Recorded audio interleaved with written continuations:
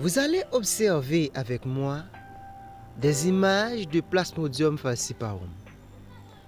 Il ne s'agit pas de vidéos ou de photos téléchargées sur le net, mais le résultat d'un travail que j'ai effectué moi-même depuis la collecte des échantillons, la réalisation des frottis sanguins, la fixation, la coloration, jusqu'à la lecture.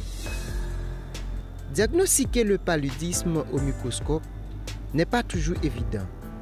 C'est un exercice qui demande de la patience et surtout de l'expérience. Il faut réaliser correctement les frottis sanguins et les gouttes épaisses. S'il y a trop de sang, la goutte épaisse sera trop colorée. S'il y a trop peu de sang, le frottis sera trop petit pour servir au marquage de la lame. Si le frottis est préparé sur une lame avec des traces graisseuses, des lambeaux de la goutte épaisse se détacheront pendant la coloration, ce qui rendra l'examen difficile. Il faut respecter les temps de séchage, de déshémoglobinisation, de fixation, etc.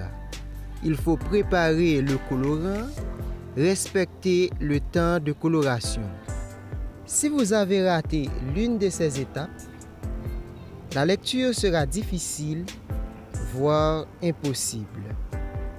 Et comme je l'ai mentionné tantôt, l'expérience du microscopiste est capitale, car ce n'est pas toujours facile de maîtriser tous les facteurs. Le microscopiste doit reconnaître les espèces et la forme que prend le parasite à chaque stade. Dans notre cas, il s'agit de Plasmodium falciparum. On a une première lame avec des trophozoïtes et une seconde avec des gamétocytes. Regardez, ici et ici, ce sont des trophozoïtes. Ils sont petits, en forme d'anneau. Leurs cytoplasmes sont fins et réguliers. Sur cette lame, il y a des trophozoïtes en forme d'anneau, en forme de virgule et d'autres avec 2 chromatines. Chez l'homme, le parasite passe par 3 stades: trophozoïte, schizonte, gamétocyte. Regardez, ici, c'est un gamétocyte. On ne peut pas le rater. C'est le plus facile à identifier. Il a une forme de banane. La chromatine se présente en une seule tache, bien définie. Les pigments sont dispersés. Les gamétocytes de Plasmodium falciparum peuvent se présenter sous 3 formes.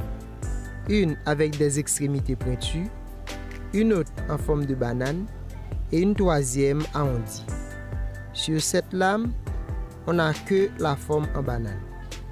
Merci à vous d'avoir regardé cette vidéo. À la prochaine.